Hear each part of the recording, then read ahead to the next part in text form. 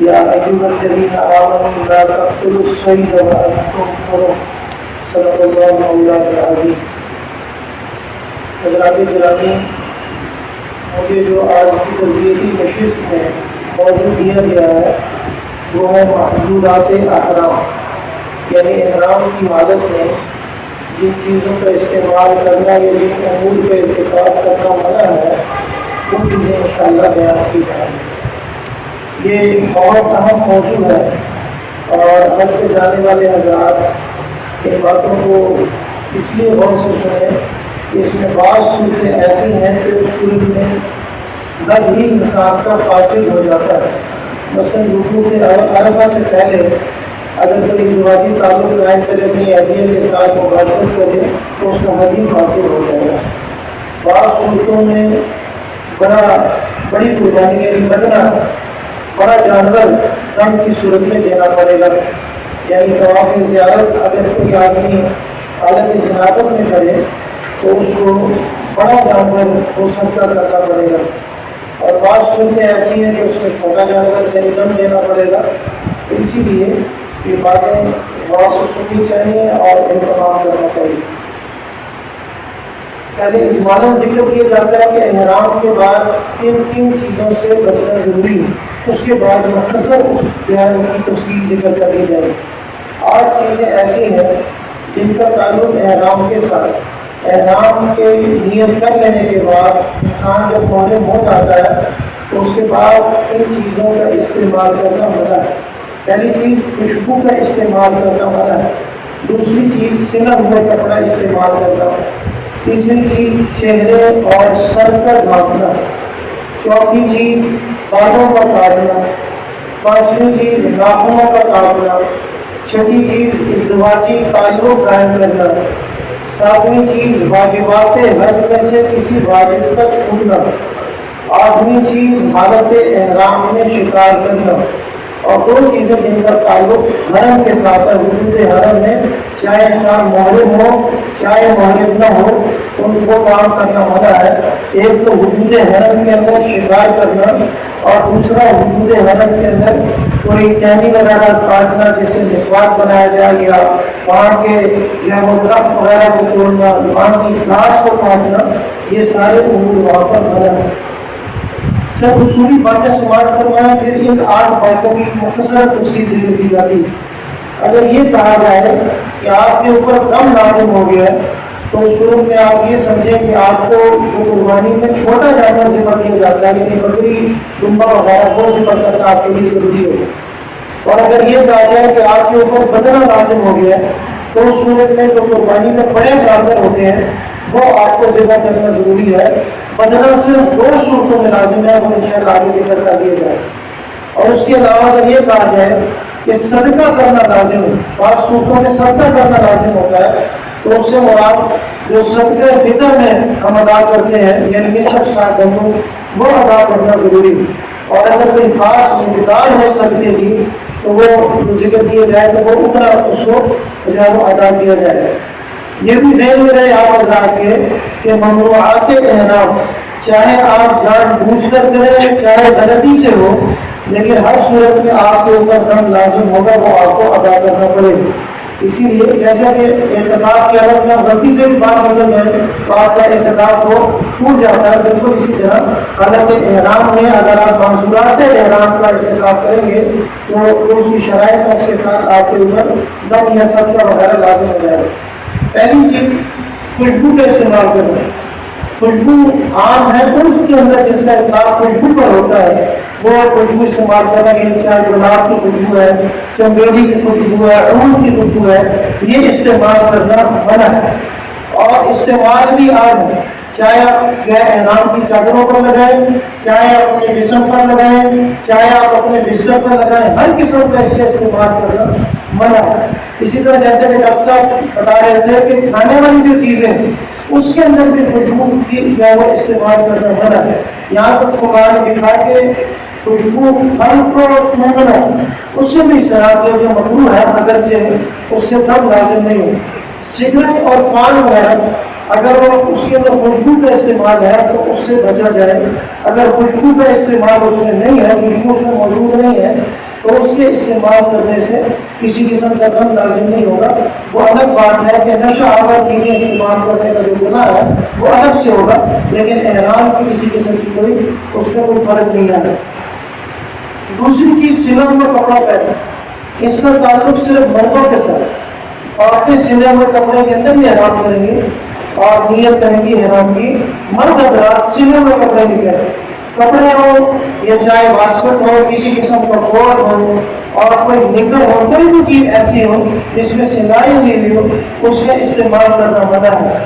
اسی طرح جیسا کہ مصعب نے بیان فرمایا کہ پینٹ کا استعمال کیا جا سکتا ہے، اگرچہ وہ سیدھی ہوتی ہے لیکن اس کا استعمال احرام کے اوپر آپ اپنی ضروری چیزیں اس کے اندر آپ رکھ سکتے ہیں۔ اسی طرح وہ جوتا جس کو اوپر کی ہڈی کو اس نے گھیرا ہوا جو جوتی بنائی تھی وہ استعمال کر سکتے ہیں۔ ایسی جوتی جس نے اوپر کی ہڈی جو پاؤں کی جو اوپر کی ہڈی ہے اس کو گھیرا ہوا ہو، اس کو ڈھانپا ہوا ہو، ایسی جوتی کا استعمال کرنا بھی بنا۔ اسی چیز چہرے اور سر کا ڈالنا، اس کا تعلق بھی مردوں کے ساتھ۔ عورتوں کا احرام چہرے میں سر کو وہ ڈالتے ہیں اور چہرہ کھلا رکھیں گی، بولا بالا جیسا کہ بتایا کہ پردہ اس صورت میں بھی لازم ہے، غیر محرم کے سامنے آنا منع ہے، اگرچہ کوئی ایسی صورت اختیار کی جائے کہ جس سے غیر محرموں کے سامنے نہ آئے، لیکن چہرے پر کپڑا لگنا یہ منع ہے۔ البتہ مرد حضرات وہ چہرے اور سر دونوں کے اوپر کپڑے کا استعمال نہیں کریں گے۔ اور اسی طرح رات کو سوتے ہوئے اگر لحاف کا استعمال ہو یا کوئی چادر وغیرہ استعمال ہو تو اس میں بھی خیال رکھیں کہ اگرچہ وہ پاؤں کے اوپر قدموں کے اوپر کپڑا آ جائے لیکن چہرے اور سر کے اوپر آپ اپنے کپڑے کو مت رکھیں، مت ڈالیں، اس سے اجتناب کرنا یہ ضروری ہے۔ چوتھی چیز بالوں کا کاٹنا۔ بالوں کا کاٹنا عام ہے، چاہے آپ کینچی سے بال کاٹیں، چاہے کوئی بلیڈ وغیرہ استعمال کرے، چاہے سکون استعمال کرے، کسی بھی طرح کے استعمال کرنے سے دم لازم ہو جائے گا۔ چوتھائی سر یا اس سے زیادہ کے بال اگر کاٹ دیے تو دم لازم ہو جائے گا۔ گردن کے اوپر کے بال اگر کاٹ دیے تو دم لازم ہو جائے گا، اور ایک بدن کے بال اگر کاٹ دیے پورے بدن کے تو دم لازم ہو جائے گا۔ ناک بال اگر کاٹ دیے حالت احرام میں تو دم لازم ہو جائے گا۔ البتہ یہ ہے کہ مناسک حج یا عمرہ ادا کر لینے کے بعد حلال ہونے کے لیے اگر انسان اپنے بال کاٹ رہا ہے یا کسی کے بال کاٹ رہا ہے تو اس صورت میں دم لازم نہیں ہوگا، اس کی گنجائش ہے، یہ کیا جا سکتا ہے، اور اپنے بال بھی کاٹ سکتے ہیں اور کسی کے بال بھی آپ کاٹ سکتے ہیں، لیکن اس صورت میں جب مناسب حج آپ نے ادا کر لی ہے اور آپ حلال ہونا چاہ رہے ہیں تو اس صورت میں بال کاٹنے کی اجازت۔ پانچویں چیز ناخنوں کا کاٹنا، یہ بھی ایک اہم بات ہے۔ آپ ایک ہی مجلس میں ایک ہاتھ کے ناخن کاٹیں یا دونوں ہاتھوں کے ناخن کاٹیں یا دونوں ہاتھ اور دونوں پیروں کے ناخن کاٹیں، آپ کے اوپر ایک پورا دم لازم ہو جائے گا۔ اور اگر یہ چاروں اعضاء کے ناخن الگ الگ 4 نشستوں میں کاٹے تو 4 دم لازم ہو جائے گا۔ اسی لیے اس کا خیال رکھنا ضروری ہے، حالت احرام میں آپ ناخن بھی نہیں کاٹ سکتے۔ چھٹی چیز ازدواجی تعلق، اپنی بیویوں کے ساتھ ازدواجی تعلق وہ بھی حالت احرام میں منع ہے۔ واضح رہے حالت احرام میں مباشرت یا چاہے وہ شہوت کے ساتھ گوشت کنار کرنا چاہے انزال نہ بھی ہو پھر بھی دم لازم ہو جائے گا۔ یہ بہت اہم بات ہے۔ عام صورتوں میں جو ہے روزہ کی حالت میں مباشرت اگر انسان کر رہا ہے یعنی گوشت کنار کر رہا ہے تو اس کو تفصیل فقہا بیان کرتے ہیں، یعنی نوجوان آدمی نہ کرے، برا آدمی کرے، لیکن روزہ ٹوٹنے میں بھی انسان ضروری ہے، لیکن حالت احرام میں چاہے انسان نہ بھی ہو تو اس صورت میں بھی دم لازم ہو جائے گا۔ اور اس کی 3 صورتیں ذہن رکھیں۔ اگر طواف وقوف عرفہ سے پہلے کریں، وقوف عرفہ سے پہلے یعنی 9 ذی الحج کو جو وقوف عرفہ ہوتا ہے اس سے پہلے اگر ازدواجی تعلق قائم کر لیا تو حج بھی حاصل ہو جائے گا۔ اور اگر وقوف عرفہ اور طواف حلق اور طواف زیارت یعنی مناسک ادا کرنے کے بعد اگرچہ ابھی طواف بدر نہیں ہوا، اگر ازدواجی تعلق قائم کیا تو کچھ بھی چیز لازم نہیں ہے، آپ نے اپنے ارکان سارے ادا کر لیے، طواف ودا آخر میں رہ گیا، اس سے پہلے انسان حلال ہو جائے. لیکن اگر حلق کروانے کے بعد اور طواف زیارت سے پہلے اگر میں ازدواجی تعلق قائم کیا تو اس صورت میں بدنا لازم ہوگا، یعنی بڑا جانور ذبح کرنا پڑے گا.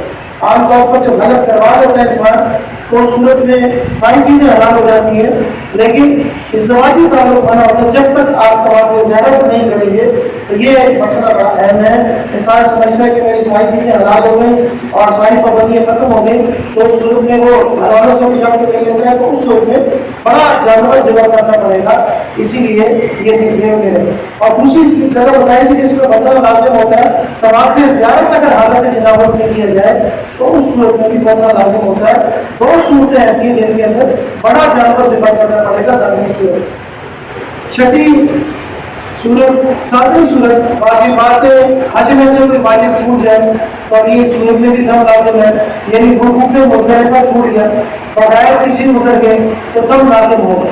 رمی اگر ترک ہو گئی، سارے تینوں دنوں کی رمی ترک ہو جائے، یا ایک دن کی رمی کسی ایک دن کی رمی ترک ہو جائے، یا جب تینوں رمیاں کرنی ہے تو ایک رمی ترک ہو جائے، یا ایک رمی کے اکثر پتھر یعنی 4 دن کے لیے ترک ہو جائے، تو ان ساری صورتوں میں ایک دم وہ ادا کرنا ضروری ہوگا. اور اگر کسی عذر کی بنا پر واجب حج کا واجب ترک ہو جائے تو اس صورت میں کسی قسم کا دم لازم نہیں ہوگا. اسی طرح آخری چیز حالت احرام میں شکار کرنا یہ بھی منع ہے. کوئی دوسری چیز اگر ہو، سانپ بچھو وغیرہ آ جائے تو اس کو مارا جا سکتا ہے، اس کے مارنے میں کوئی حرج نہیں، لیکن بلا کسی وجہ کے چونٹیاں اور ایسی چیزوں کو مارنا کر تکلیف نہ دیں. ویسے بھی حکم ہے کہ حشرات کو نہیں مارنا چاہیے، لیکن اگر تکلیف دے رہی ہو اور کوئی خطرہ ہو تو اس صورت میں مارنے میں کسی قسم کا کوئی اتنا لازم نہیں ہو. پالتو جو چیزیں ہیں یعنی مرغی وغیرہ، گائے بکری وغیرہ، اگر ان کو ذبح کر دے تو اس صورت میں بھی کسی قسم کا دم لازم نہیں ہوتا. شکار کرنے کی صورت میں دم لازم ہے. اللہ تعالیٰ نے ارشاد فرمایا یا ایھا الذین آمنوا لا تقتلوا الصید وانتم حرم، حالت احرام میں تم جو شکار مت کرو. دو چیزیں ایسی ہیں، چاہے آپ حالت احرام میں ہیں یا حالت احرام میں نہیں ہے، حدود حرم کے اندر ہے تو آپ وہ کام کو کا ارتکاب نہیں کر سکتے. حرم کو سب کے سارے حدود حرم کو اللہ تعالیٰ نے امن کی جگہ قرار دیا. ومن دخلہ کان آمنا، جو آدمی حدود حرم میں داخل ہو جائے اللہ نے عزت نے ارشاد فرمایا وہ امن سے ہے. عمر رضی اللہ تعالیٰ فرماتے ہیں کہ میں اگر اپنے والد کے قاتل کو بھی حدود حرم کے اندر دیکھوں تو میں اس کو کچھ نہیں کہوں گا، اس لیے کہ اللہ تعالیٰ نے حدود حرم کو امن کی جگہ قرار دیا. وہ دو چیزیں ہیں، ایک تو حرم کے شکار کے ساتھ تعلق کرنا ہوا ہے. یہاں تک لکھا ہے کہ اگر مینڈک کو بھی آپ مار دیں گے خشکی کے مینڈک کو تو اس صورت میں بھی پورا دم آپ کو دینا پڑے گا. وہاں کے جو کبوتر ہے اس کو مارنے پر بھی لکھا ہے کہ دم لازم ہوگا. تو وہاں کے کسی شکار کے ساتھ تعلق کرنا، اس کو مارنا یہ منع ہے. اور اسی طرح وہاں کی یا درخت ہے اس کو توڑنا، اس کو شاخوں کے مسواک بنانا یہ منع ہے.